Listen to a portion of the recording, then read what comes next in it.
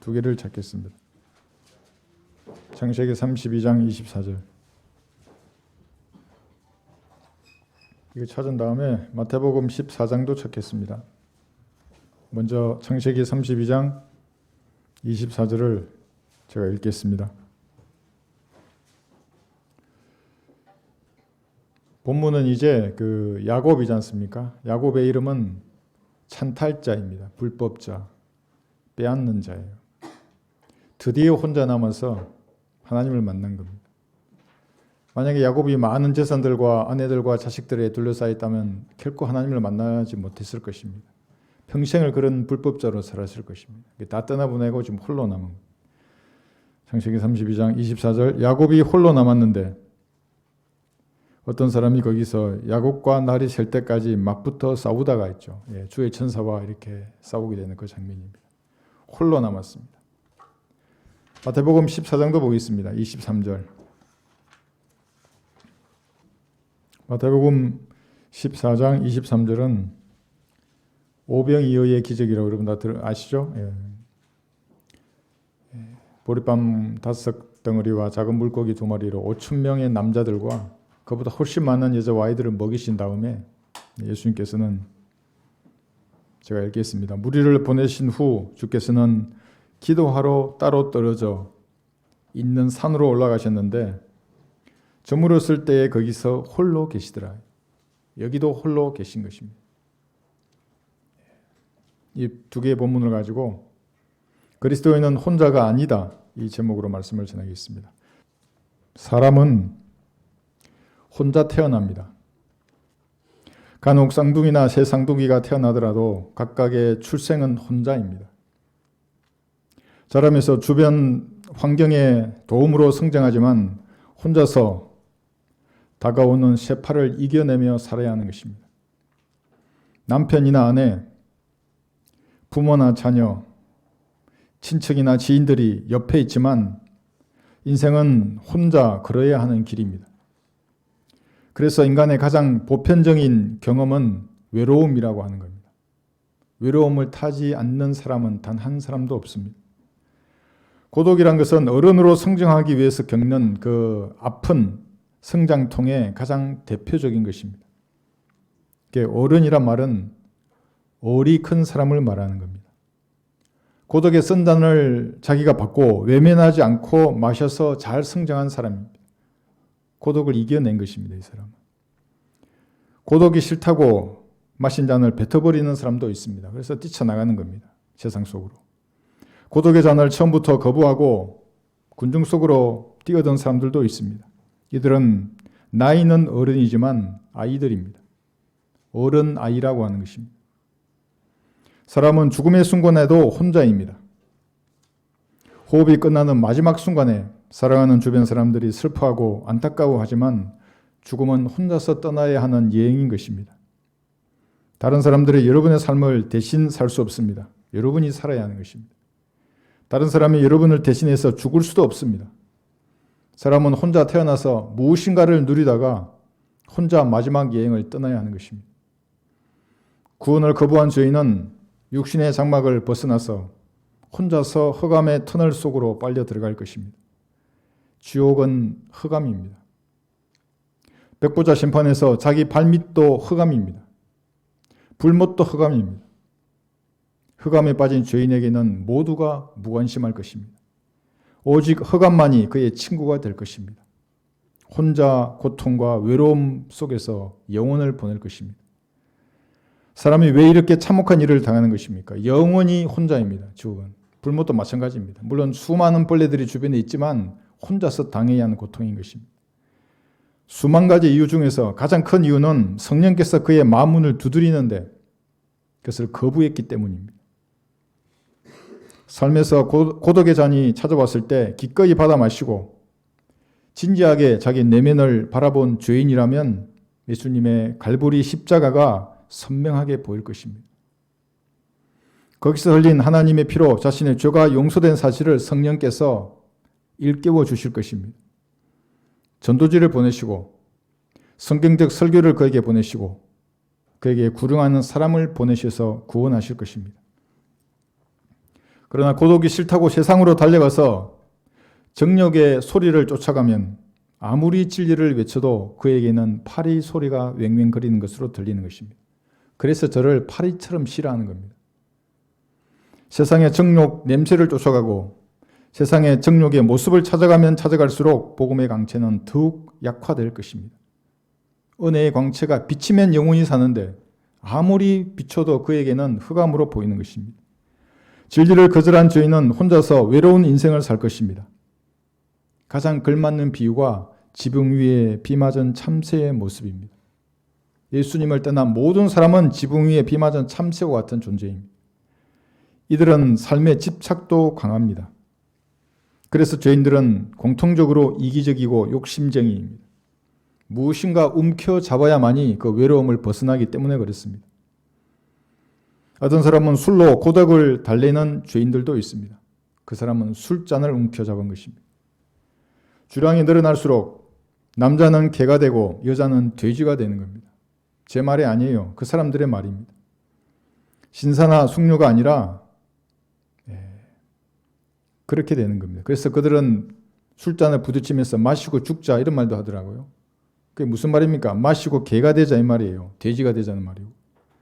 그들의 마지막은 뱀 소굴에서 깨어날 것입니다. 한번 들어보십시오. 술은 붉고 잔에서 빛을 내며 매끄럽게 내려가나니 너는 술을 쳐다보지도 말라. 그것은 마침내 뱀처럼 물며 살무사처럼 쏘리라 했어요. 잠언 23장 31절 2절의 말씀입니다. 예수님을 몰랐다면 많은 사람들이 뱀 속을 앉아서 지금도 부어라 마시라 하고 있을 것입니다. 술을 마시기 위해서 운동해요. 술을 마시기 위해서 돈을 벌고 조금 지나면 그는 살무사 소굴에 갇혀있는 자기를 볼 겁니다. 독에 중독되어 있는 것입니다. 그리스도인들은 오직 성령께서 보존하신 이 말씀을 공부해서 성령으로 충만해야 하는 겁니다. 빈틈을 남겨두면 안 돼요. 빈틈을. 비면 뭔가 들어온단 말입니다. 성령으로 충만해야 합니다. 그러면 이쁘게 보이던 그 술잔이 살모사의 독잔으로 보이는 겁니다. 단순히 말씀을 아는 곳에 머문다면 입에만 달달한 것입니다. 그 말씀을 실행할 때에 배에는 쓰지만 성령의 충만함을 맛볼 것입니다. 그러면 세상 술은 쳐다보지 않아요. 이제 그 너무나 많은 부작용이 뒤따른다고요. 술이라는 것이. 돈으로 고독을 달리는 죄인도 있습니다. 죄인은 모든 악의 뿌리를 마음에 품고 슬픔 속에 사는 사람입니다. 부자들 두려워하지 마세요. 부러워하지 마세요. 그 사람들은 슬픔 속에 사는 사람입니다. 한번 들어보십시오. 돈을 사랑하는 것이 모든 악의 뿌리니 이것을 욕심내는 어떤 사람들이 믿음에서 떠나 방황하다가 많은 슬픔으로 자신들을 찔렀도다. 디모데전서 6장 10절의 말씀입니다. 이들은 풍요와 번영의 신을 숭배하는 우상 숭배자들입니다. 그리스도인들은 돈을 벌지만 사랑하지는 않습니다. 왜 그랬습니까? 여러분들은 내 마음을 다하고 생각을 다하고 뜻을 다하여 주 너의 하나님을 사랑하라고 하는 그 말씀에 순종하는 사람들이기 때문에 그런 겁니다. 전도서 5장 10절 한번 펴보십시오.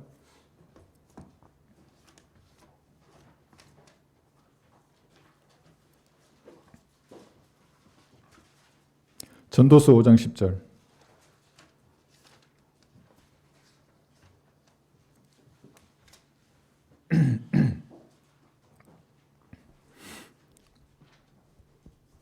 전도서 5장 10절 보시면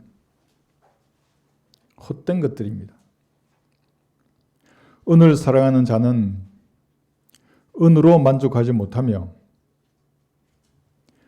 풍요를 사랑하는 자는 정식으로 만족하지 못하리니 이것도 헛되도다. 하나님과 무관한 정식이나 은이나 금이나 세상 모든 것들은 다 헛된 것들입니다. 다 소멸되고 없어져요. 그런 것은. 쾌락으로 외로움을 달래는 죄인도 있습니다. 실제로 이런 학파도 있어요. 죄인은 그가 활락에 빠져서 해롱해롱 거릴 때에 내가 지금 무엇을 하는가 이렇게 질문하시는 주님을 잊지 말아야 합니다. 전도서 2장 1절 한번 보십시오.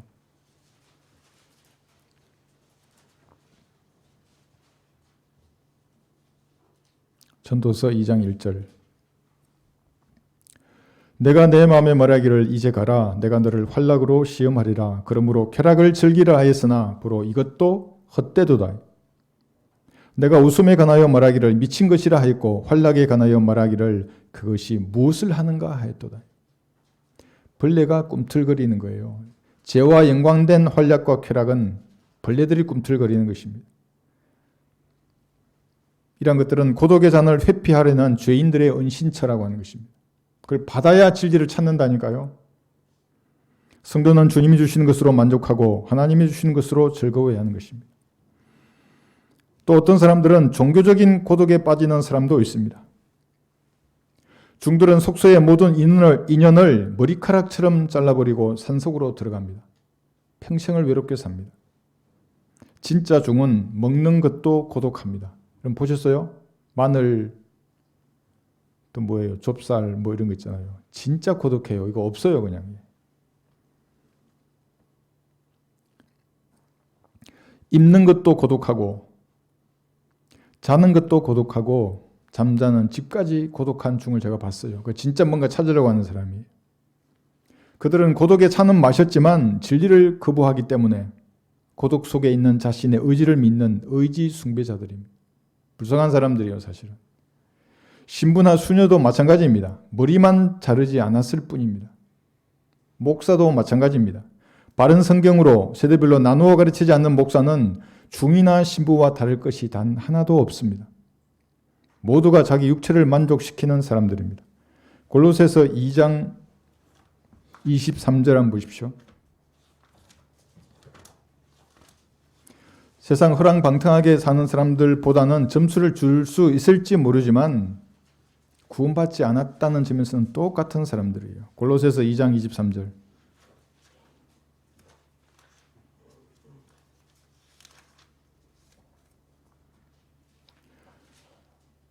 이런 것들이 의지 숭배와 겸손과 금욕에는 지혜 있는 것처럼 보이나 육체를 만족시키는 데는 아무 소용이 없느니라. 그래서 중들은 자신과 법을 미루라 그러잖아요. 자신과 법을.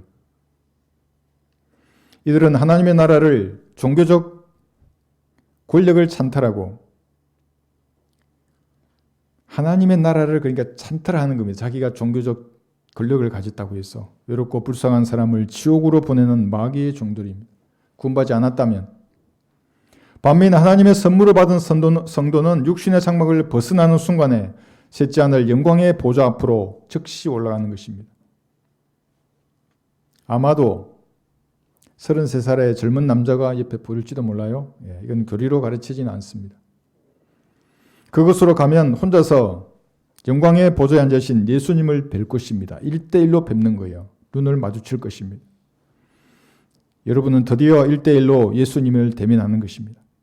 그동안 어두운 곳에서 엉뚱한 짓을 하며 주님을 잘도 피해 다닌 사람은 셋째 하늘에 가니까 숨을 곳이 없어서 놀랄 것입니다. 그곳은 어두움이 전혀 없는 해보다 더 밝은 하늘나라입니다. 실제적인 왕국입니다. 그래서 헤븐리 킹덤이라고 하지 않습니까? 지금도 있다고요. 셋째 하늘에. 드디어 사랑스러운 구주의 눈을 마주 대할 것입니다. 여러분들은 예수님의 눈을 마주 대할 준비가 되셨습니까? 그것이 그리스도인이라고 하는 거예요. 셋째 하늘나라에서 주님과 영원히 함께할 것입니다. 아무도 여러분의 동행을 막지 못할 것입니다. 더 이상은 결코 외롭지 않을 것입니다. 성도는 지상 삶을 사는 동안에도 혼자가 아닙니다. 겉으로 보기에는 고독한 사람으로 보입니다. 친구가 별로 없기 때문에. 겉으로 보기에는 슬픔에 익숙한 눈물의 사람으로 보입니다. 무릎으로 사는 연약한 사람으로 보입니다. 기도하거든요. 기도하면 눈물이 나지 않습니까? 어떤 사람이 그러더라고요. 제 눈이 너무 순수하다고. 그래서 내가 그 사람은 기도 안 하는가? 기도하고 성경적으로 그리고 거울을 보세요. 여러분의 눈을. 똑같아요. 그럼 그리스도인들의 눈. 반면에 세상 사람은 TV를 보고 웃음이 넘쳐납니다. 드라마가 그렇게 재밌어요. 어떤 사람은 손뼉도 치더라고요. 드라마에서. 자기가 원하는 대로 됐다고. 아이고 원하는 대로 안 되면 또 아이고 왜 이렇게 됐냐고 그래서. 성경을 보고 그렇게 해야죠. 왜 이러냐고. 왜 지옥으로 가냐고. 세상은 친구나 쇼핑, 주일날 골프나 등산, 술로 웃음꽃을 피웁니다. 좋아 보이시죠? 그러나 그것은 흙으로 돌아갈 썩을 그 사람의 웃음입니다. 시궁창에 썩은 냄새입니다. 그러나 그리스도인의 속사람은 날마다 새롭습니다.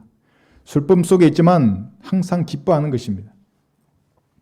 비록 그 사람은 나약해 보이지만 무슨 일이 있으면 무릎 꿇으니까요, 주님 앞에. 주님이 주시는 능력으로 세상을 이기는 전사들입니다. 이런 사람들에게는 영적인 화약 냄새가 나는 것입니다. 마귀들은 이 냄새를 한 100km 떨어져 있어도 금방 맡고 이런 그리스도인 옆에는 접근을 못하는 것입니다. 고린도후서 6장 한번 보십시오. 고린도후서 6장 8절에 보시면 그래서 세상에서 가장 독특한 사람을 들라 그러면 그리스도인을 되는 겁니다. 고린도후서 6장 8절에서 10절 제가 읽겠습니다.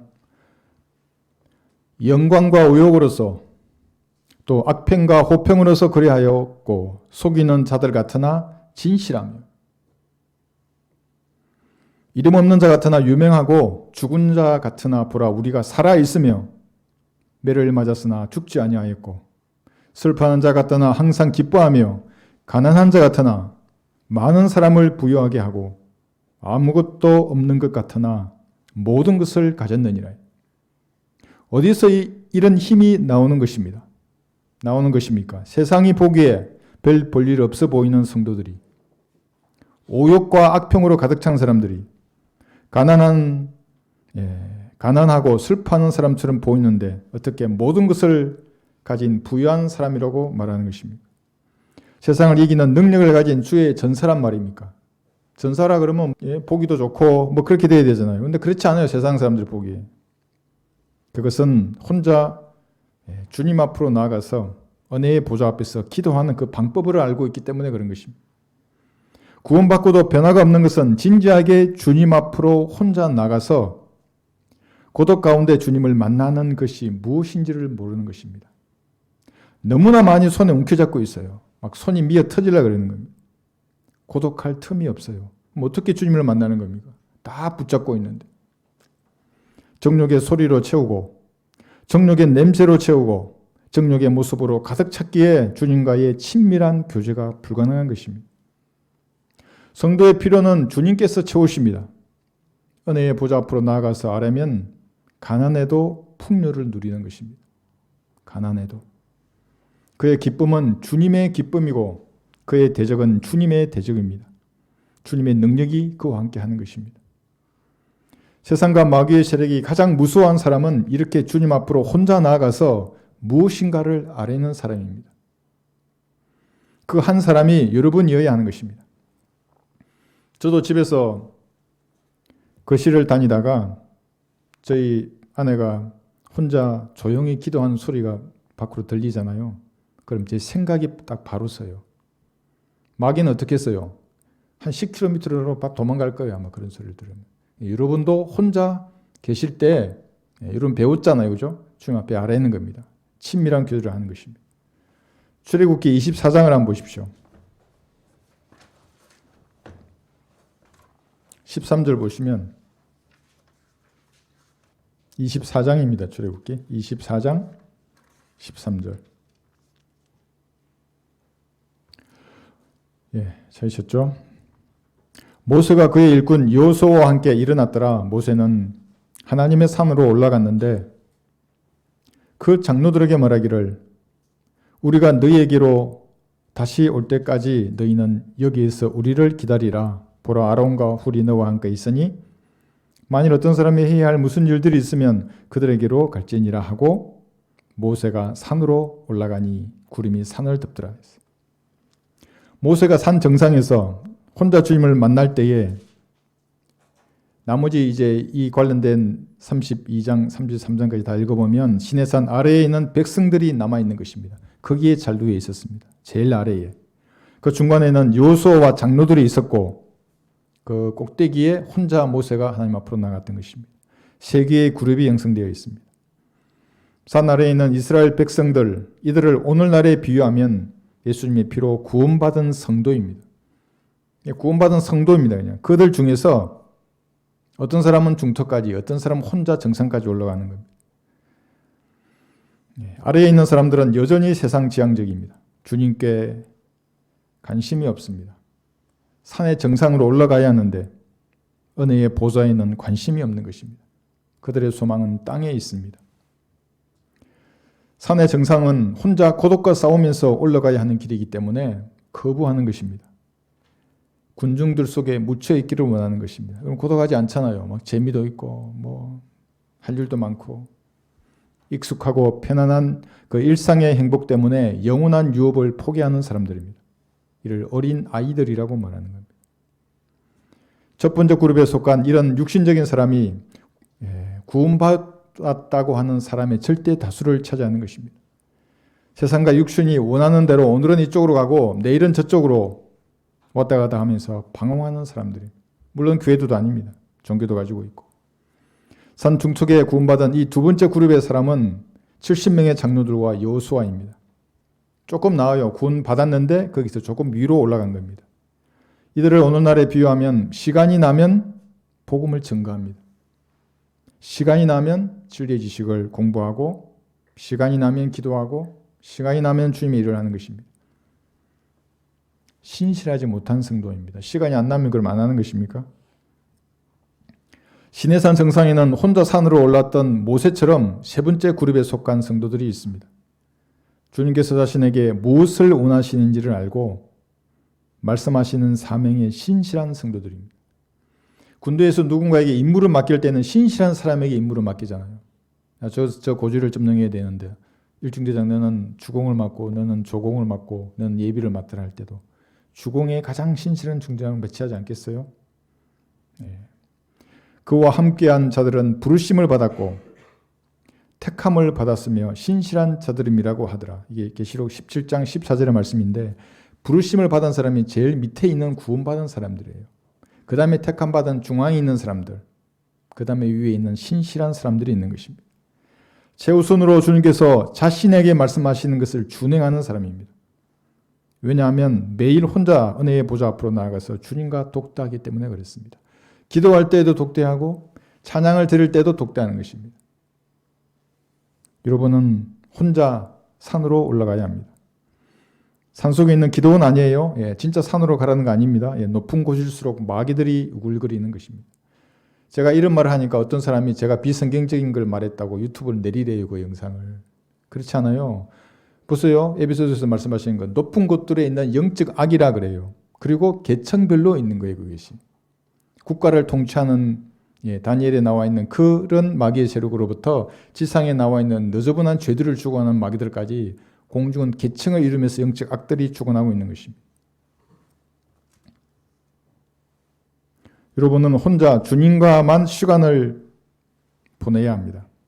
어떻게 주님과 시간을 보낼 수 있습니까? 주님은 셋째 하늘에 계시는데 차량을 운전하거나 지하철에 있을 때나 공원을 걷거나 밥을 할 때나 설거지를 할 때나 무엇을 하더라도 쓸데없는 생각을 여러분 머릿속에서 지워야 합니다. 그리고 말씀을 묵상하는 것입니다. 저는 지금도 기억해요. 제가 20대 중반에 열심히 말씀을 공부할 때예요. 퇴근하는 버스 손잡이를 잡고 집으로 가잖아요. 버스 안에서 요한복음 3장을 거듭남에 대해서 제가 말을 하잖아요. 생각을 하잖아요. 그러면 끊임없이 거기서 나와요. 설교를 내가 듣고 질문하고 계속 하는 거예요. 그리고 빨리 집에 가서 혼자 기도하면서 주님의 임재가 마음대로 깊이 가고 싶은 마음이 있잖아요. 버스에 빨리 가라 하면서 계속 생각하는 거예요. 주님과 함께 있어야 합니다. 생각 가운데. 성경적 찬양으로 주님과만 시간을 보내야 하는 것입니다. 가사에 마음을 실어서 주님께 올려드리는 찬양의 제물이에요. 그것이. 소 잡고 양 잡는 게 아니에요. 이제는 찬양의 제물을 드리는 겁니다. 기도할 때는 골방에 조용히 영으로 혼자 주님께 나아가서 아뢰야 하는 것입니다. 시끄럽게 떠들면서 자기도 모르는 소리를 내는 것은 마귀에게 점유당한 것입니다. 그것은 소리이지 방언이 아닙니다. 세상과 육신의 정욕을 단절하고 조용히 주님 앞으로 나가서 주님과 독대해야 하는 것입니다. 주님과 독대할 시간이 없으면 잠을 줄여서라도 시간을 따로 떼어 넣어야 합니다. 여러분들은 주님과 함께 시간을 보내야 하는 것입니다. 군인이 전투복을 입고 기도한다고 한번 생각해 보세요. 전투복은 수의잖아요. 이제 밖으로 나가요. 그럼 오늘은 무슨 일이 있을지 몰라요.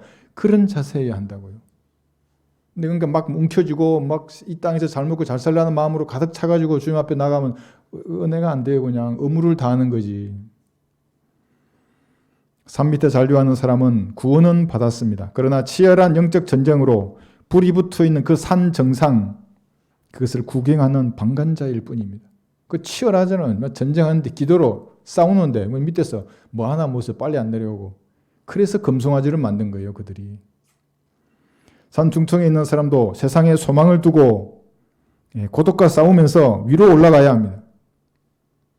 거기서 주님께서 그에게 응답하시고 그를 가르치시며 그를 친히 위로하실 것입니다. 혼자 있을 때에. 그러면 여러분 안에 거하시는 주님이 어떤 분인지를 이제 조금 더 알게 되는 겁니다. 아, 주님 이런 분이시구나. 그러면 결코 외로워서 세상과 타협하지 않을 것입니다. 마귀의 세력이 아무리 거대하더라도 겁쟁이처럼 도망치지 않을 것입니다. 저는 젊었을 때 몇 번 도망쳤어요. 너무 거대해요, 이 마귀의 세력이. 주님과 시간을 보내면 보낼수록 자기 안에 들어있는 것이 무엇인지 명확하게 아는 겁니다. 내 안에 선한 것이 거하지 않는구나.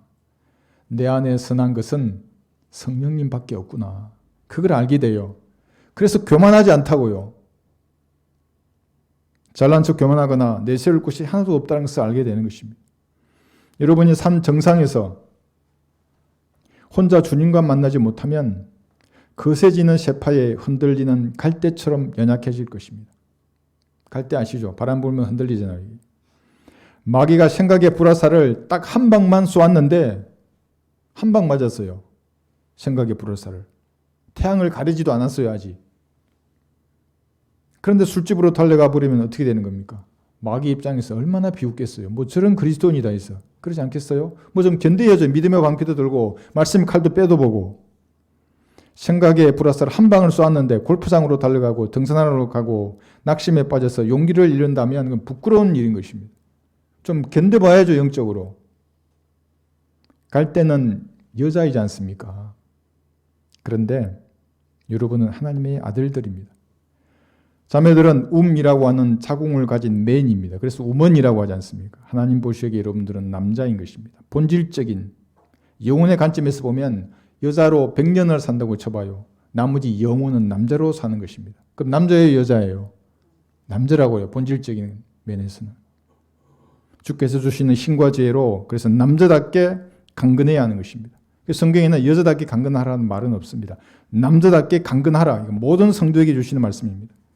굳게 서서 끝까지 싸워야 하는 것입니다. 조금 있으면 모두 개인별로 혼자 주님을 뵐 것입니다. 그래서 지상 삶을 사는 동안 흔들리고 불안할 이유는 전혀 없는 것입니다. 혼자 싸운다고 해서 쉽게 영적인 사기를 이뤄서는 안 되는 것입니다. 사기를 이루면 싸우기도 전에 패배하는 것입니다. 그래서 군인의 첫 번째도 사기, 두 번째도 사기입니다. 싸우려고 하는 의지인 것입니다. 그런 군인은 총알이 떨어지면 돌멩이라도 진짜 던진다고요. 2차 세계대전 당시 1942년입니다.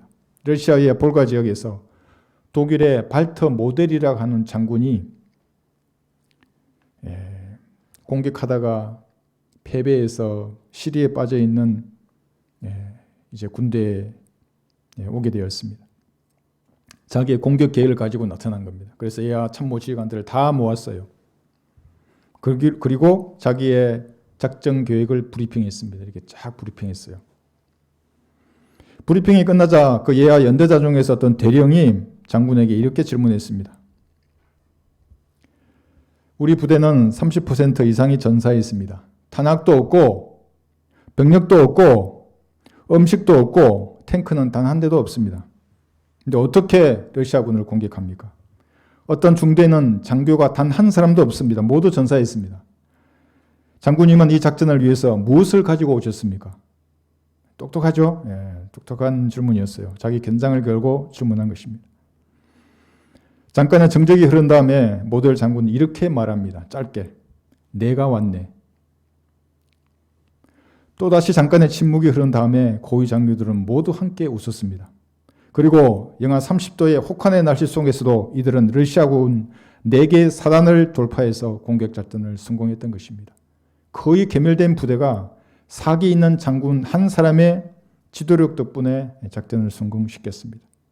전투의 80%는 사기입니다. 여러분들은 여러분의 육신과 이 세상과 싸우려는 사기를 가지고 있습니까? 없으면 주님 앞에 달라고 하면 된다고요. 넘친다고요, 그것이. 말하지 않으니까 사기가 없어지는 겁니다. 가장 불선하고 가련한 군인은 많은 전쟁 장비와 물자를 가지고 있는데도 사기를 잃어버린 군인입니다. 껍데기만 남은 것입니다. 마귀는 이것을 알기 때문에 성도들을 고독과 외로움 속에 방치하는 겁니다. 그래서 여기서 사기를 잃게 만드는 것입니다. 그러나 여러분이 혼자서 주님과 시간을 보내면 보낼수록 영적인 사기는 충만해질 것입니다. 주님과 혼자 독대하지 못하면 멋지게 제복은 차려 입었지만 실전에서는 총 한 방 쏘지 못하는 군인과 같은 것입니다. 헛수아비입니다. 한글 킹제임스 성경을 최종 권위로 믿는 성도는 지상에서 가장 고독한 사람입니다. 왜 가장 고독합니까? 어떤 교단으로 가입되지 않습니다. 어떤 교제권에도 가입되지 않는 독립 침례교이기 때문에 더 많은 공격을 받습니다. 마귀의 중심을 치면 칠수록 그들의 공격은 더해지는 겁니다. 보면 아는 겁니다. 마귀가 많이 아픈 모양이구나. 이 성경을 올바로 나누어서 공부하고 공부한 대로 그 믿음을 실행하면 할수록 세상과는 멀어지는 것입니다. 고독해집니다. 그러나 고독할수록 산의 정상으로 한 걸음 더 발을 뗀 것입니다. 저는 처음에 헌신했을 때, 그리고 이제 르고 목사님의 책을 번역해서 나 카카오 스토리에 올렸어요. 모든 지인들이 떠나가잖아요. 모든 지인들이. 나 책상 밑에 들어갔다니고 정말로 책상 밑으로. 어떻게 사냐고 이제 이렇게 주님 앞에 기도했어요. 두려움 말고 나를 보라고 분명히 말씀하셨어요. 두려움 말고 나를 보라고. 그러니까 혼자 있을 때 그렇게 만나는 겁니다. 신실한 성도는 세상의 가치관을 결코 수행할 수 없습니다. 그래서 외로운 겁니다. 신실한 성도는 무슨 종파나 교제권 그들과 결코 타협할 수 없습니다. 그래서 외로운 겁니다. 세상 친구는 자연히 멀어지는 것입니다. 이게 정상입니다. 로마서 16장 17, 18절.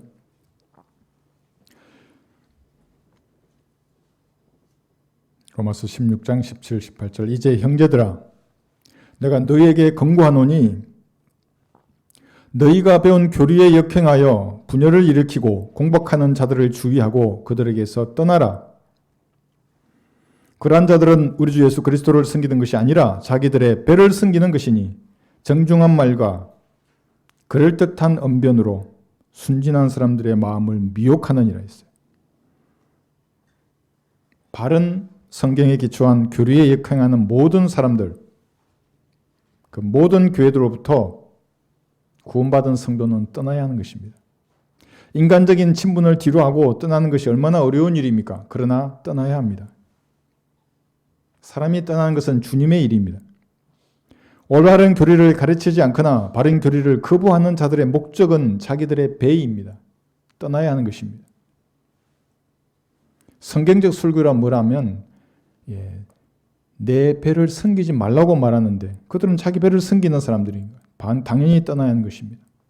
성경적 진리가 사라지고 신학이라는 잡다한 학문을 공부한 사람이 그 목사가 그 교단이 한글로 보존된 말씀 위에 서서 권위를 행사하는 시대가 라오디케아 시대라고 하는 겁니다. 마지막 교회 시대입니다. 인권이 최고의 가치인 시대입니다. 인간이 말씀의 권위 위에 서는 시대가 되는 겁니다. 그래서 한국 사람 중에는 영어를 잘하는 인간이 등장하는 겁니다. 헬라어 잘하는 인간이 등장하고 교제권에 속한 인간, 교단에 속한 인간, 그들에게 충성하는 인간이 판을 치는 이 시대가 교회 시대의 마지막인 라오디케아 교회 시대입니다. 하나님과는 무관한 사람들입니다. 성경 황근을 들고 거대한 적을 대적하는 것은 고독한 싸움입니다. 1대 생각해 보세요. 1대 7만 이러면 어떻게 싸울 수 있을까요? 1대 7만? 그러나 협소한 지역에 가서는 1대 1이에요. 그냥 7만 명이 인류를 세워봐요. 나는 앞에 서고 1대 1이잖아요. 항상 사람만 바뀔 뿐이지. 그러나 선지자 요나도 혼자였습니다. 선지자 요나의 표적을 보여주신 예수님도 혼자였습니다. 예수님은 십자가를 지시기 전에 겟세마네 동산에서 혼자 기도하셨습니다. 제자들은 뭐 했어요? 잠잤다니까요. 전부 다. 자기 주님이 이제 희생 제물로 드려질 텐데 내가 마음이 슬퍼 죽일 지경이라 그랬는데도 오니까 다 자고 있어요. 갈보리 십자가에서 모진 질고를 당하실 때에도 예수님은 혼자 고통과 수치를 감당하셨습니다. 지옥의 불길 속에서 자신의 혼을 부어서 속죄의 제물로 만드실 그때에도 예수님은 혼자서 고통과 수치를 감당하셨습니다.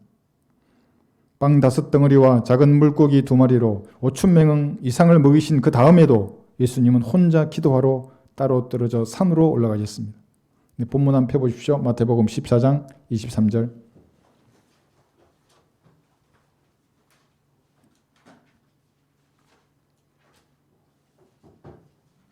마태복음 14장 23절.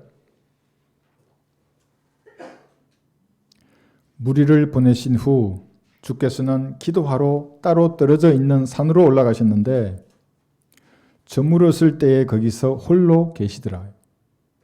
여러분, 이것을 본받아야 하는 겁니다. 주님과의 친밀한 교제는 혼자 있을 때 가능한 일입니다. 바울도 혼자였습니다. 디모데후서 4장 16절 펴보십시오. 디모데후서 4장 16절. 여러분, 이렇게 계속 성경을 펼치다 보면 나중에는 개인 화기처럼 눈 감고도 분해결합 다 할 수 있어요. 이리 펴고 저리 펴고 다 할 수 있는 겁니다. 디모데후서 4장 16절에 보시면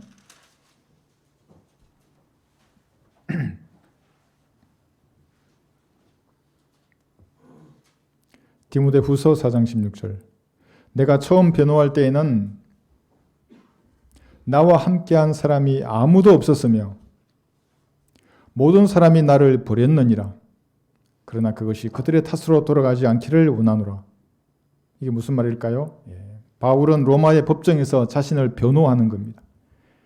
강력하게 예수님을 증거했을 것입니다. 그러니까 이랬겠죠. 재판관들이 네로가 황제라고, 카이사를 숭배하라고. 사도 바울은 타협하지 않았습니다. 예수님만이 주님입니다. 그분만이 만왕의 왕이시오, 만주의 주라고 아마 소리쳐서 외쳤을 것입니다.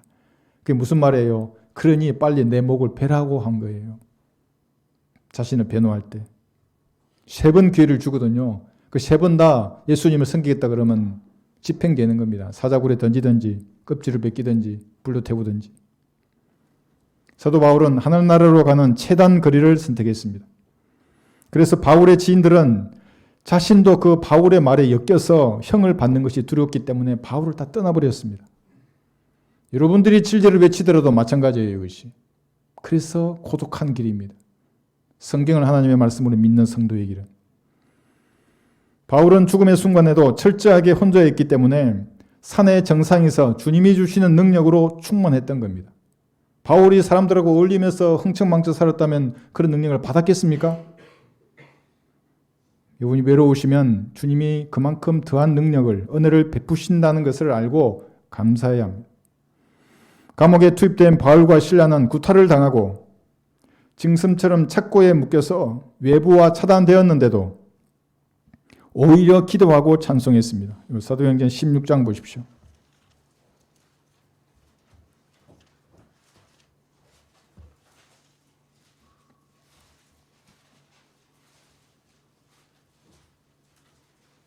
사도행전 16장 23절에서 25절.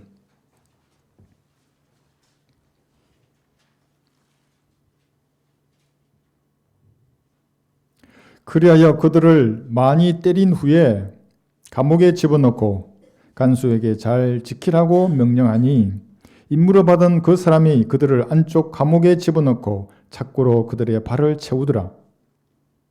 한밤중에 바울과 실라가 기도하고 하나님께 찬송을 부르니 제수들이 듣더라 그랬어요. 밤에 노래를 주시는 분이 있습니다. 그것은 한번 들어보십시오. 나를 지으신 분 하나님, 즉 밤에 노래를 주시는 분, 이분 때문에 고독한 가운데서도 찬송을 드리는 것입니다. 욥기 35장 10절의 말씀입니다. 또 들어보십시오. 주의 규례들은 내 순례의 집에서 나의 노래들이 되었나이다. 시편 119편 54절입니다. 노래를 부를 수 있다고요. 노래가 안 나와요. 좀 고독해 봐요. 노래가 안 나와요. 세상 노래 부르지 말고 뭐 이상한 노래방에 가면 그 찬송가도 있더라고요. 부르면 안 돼요, 그런 거? 그건 찬송가 아니에요, 그거는. 뽕짝 이듬에 붙여서 부르는 찬송가는 그건 하나님과 무관한 거예요, 그건. 호르몬은 마귀를 섬기는데 가사가 하나님이라고 속어야 하나님, 안 속어야 하나님. 여러분 안에는 예수님이 거하십니다. 예수님과 똑같은 형체를 가지시고 예수님과 똑같은 생각과 마음을 가지신 성령께서 거하시는 겁니다. 그래서 여러분이 성전입니다. 그러므로 혼자 고독한 싸움을 하더라도 여러분은 결코 혼자가 아닙니다. 여러분 안에 거하시는 주님이 함께 하시는 것입니다. 그래서 이것을 영광이라고 하는 겁니다. 영광입니다. 고독한 것은 그리스도인들이. 진리의 길을 걸어가면서 혼자가 걸어가서요. 영광이에요. 그것이. 누가 그 길을 걸을 수 있어요? 골로새서 1장 27절 한번 펴보십시오.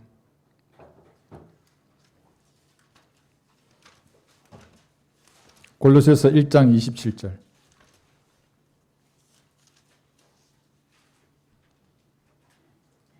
골로새서 1장 27절.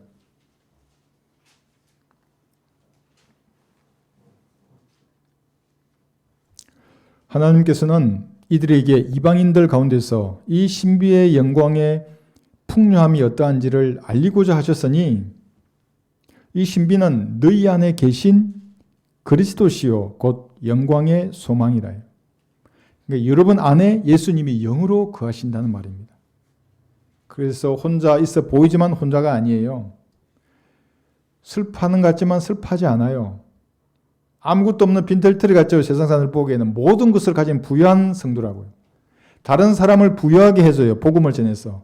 구원받아요. 그 사람이 얼마나 부자가 되어 나중에 영원한 생명을 받지 않습니까? 여러분 안에 거하시는 주님께서 고난이나 시련이나 갈등이나 고독이나 외로움의 문제를 해결하실 것입니다. 그러므로 두려워 말고 고독과 싸우면서 산의 정상으로 나아가야 합니다. 구원받지 않았거나 구원받았어도 세상 정욕과 마귀적인 교리로 가득 차 있다면 조심해야 되는 겁니다. 왜냐하면 그가 만나는 주님은 그 주님이 아니에요. 성경의 주님이 아니라 빛의 천사라고 해요, 사람들이. 그러니까 내가 정욕에 사로잡혀서 있거나 마귀적인 교리로 가득 차 있어요. 그래서 기도하면 누구한테 기도하는 거예요? 그래서 하나님하고는 무관한 거예요. 그런 기도는.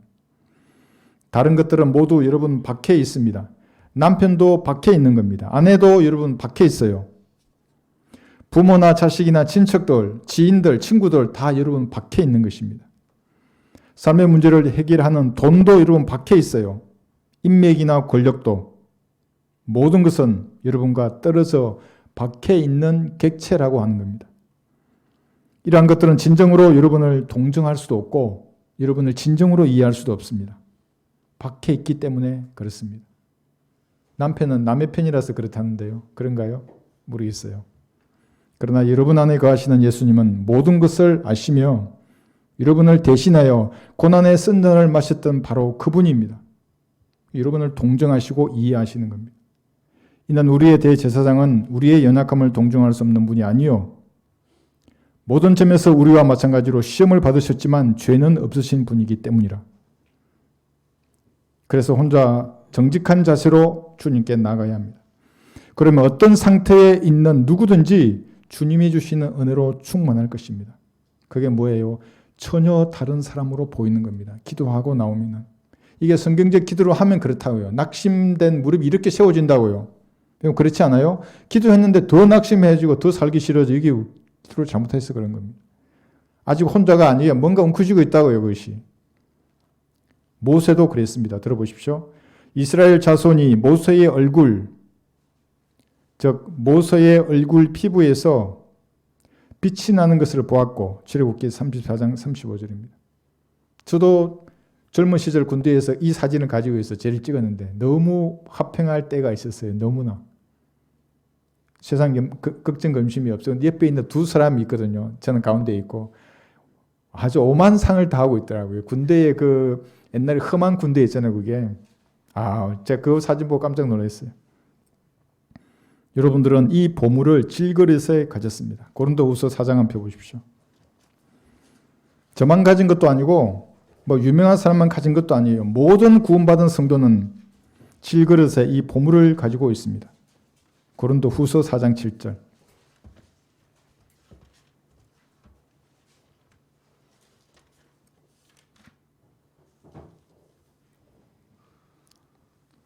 네, 찾으셨죠?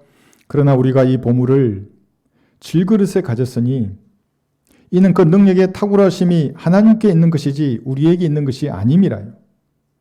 질그릇은 여러분의 육신입니다. 흙입니다. 그러니까 별로 가치가 없습니다. 흙은 흙일 뿐입니다. 보물은 예수님입니다. 그러니까 귀한 보물을 흙덩어리가 감싸고 있는 것입니다.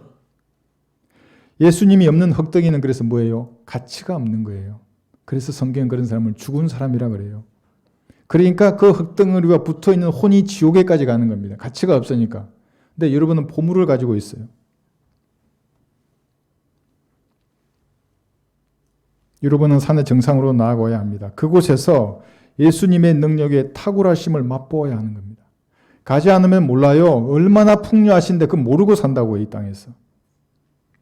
그래야 연약한 질그릇과 같은 육체가 승리의 삶을 살게 될 것입니다.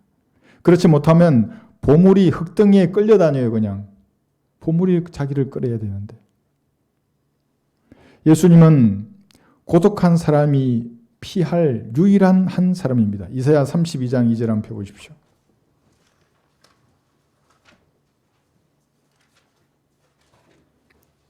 저에게 사람을 소개시켜달라고 그러면 어떤 고독한 사람이 비 맞은 지붕에서 참새처럼 떨고 있는 사람이 소개하려고 그러면 예수님을 소개해 드릴 겁니다. 이사야 32장 2절.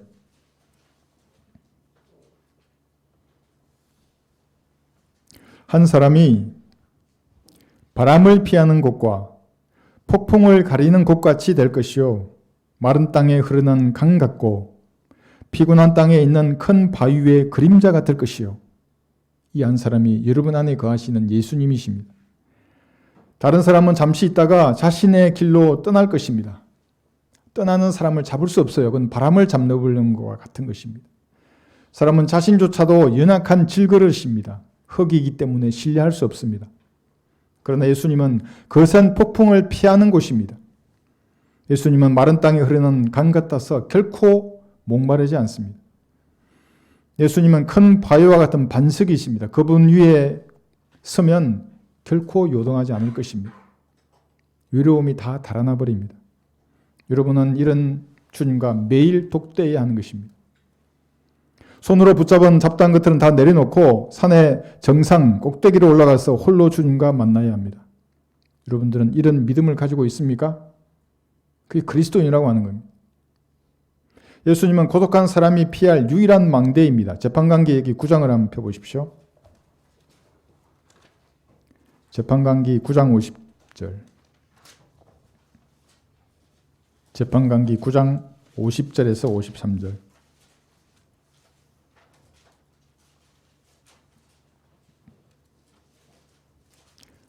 높이 쌓은 망대죠. 그죠? 예. 고독한 사람이 망대로 피하라는 겁니다. 그 예화를 이렇게 구약에 기록해 두셨습니다. 재판관계 9장 50절.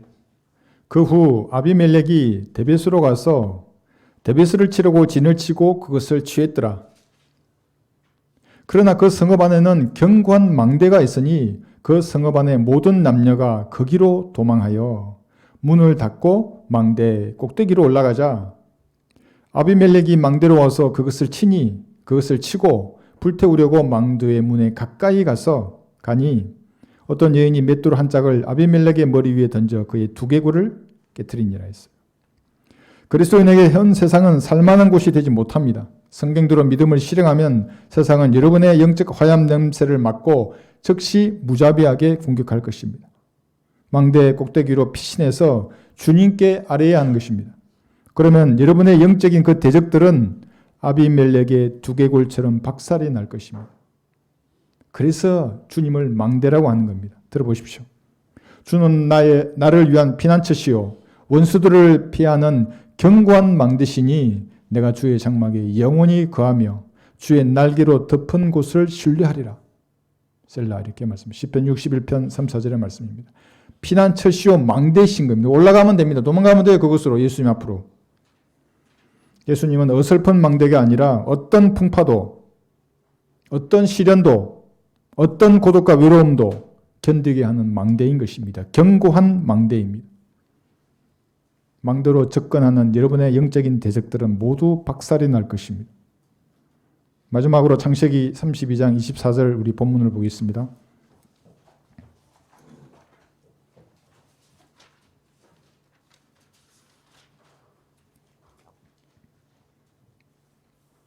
창세기 32장 24절.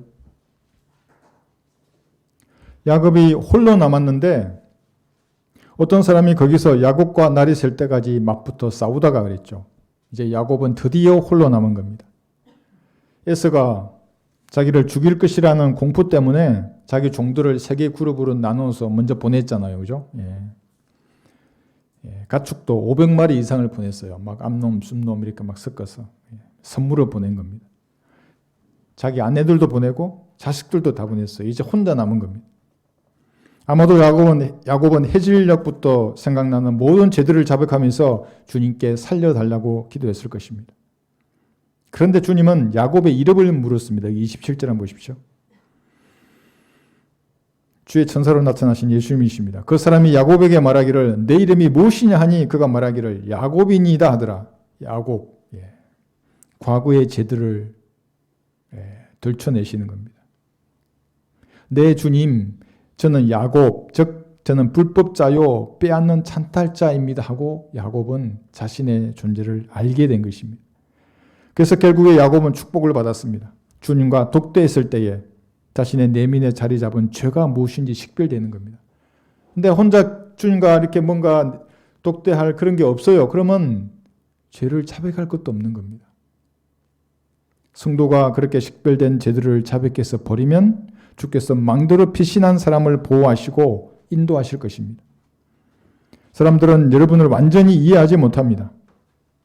남편이나 아내, 부모나 자식, 친척이나 지인은 여러분 안에 없기 때문에 그런 겁니다. 여러분 그런 분 보셨어요? 내 마음을 너무나 잘 알아서 이렇게 해요. 조심해야 돼요. 그런 사람들은. 알 수 없어요. 그 사람들은 여러분 밖에 있는 객체입니다. 그러나 예수님은 여러분 안에 거하시는 겁니다. 그분과 정상에서 홀로 만나야 합니다. 세상에서 뭐 좀 가졌다고 뻐기거나 뭐 좀 배웠다고 잘난 척하면 사냥꾼 에스의 군대에게 영적으로 몰살당하는 겁니다. 그러니까 아무것도 몰라요. 성경을. 공부는 하고 무슨 학위를 받았다 하더라도 성경을 모르는 사람이 됩니다. 고독을 해결하는 유일한 방법은 고독과 외로움 속에서 주님을 혼자 만나는 것입니다. 그러면 결코 외롭지 않을 것입니다. 그러면 여러분을 위해서 고난의 쓴 잔을 마시고 혼자 십자가의 질고를 지셨던 예수님께서 문제를 극복하는 지혜와 힘을 주실 것입니다. 자상하게 인도하실 것입니다. 혼자일 때 그리스도인들은 결코 혼자가 아닙니다. 세상 무엇으로부터도 얻을 수 없는 강력한 힘을 얻을 것입니다. 내주하시는 성령께서 여러분이 어디로 가든지 함께 하실 것입니다. 모두 그런 성도가 되시기를 바랍니다. 여러분 설교를 들으시다가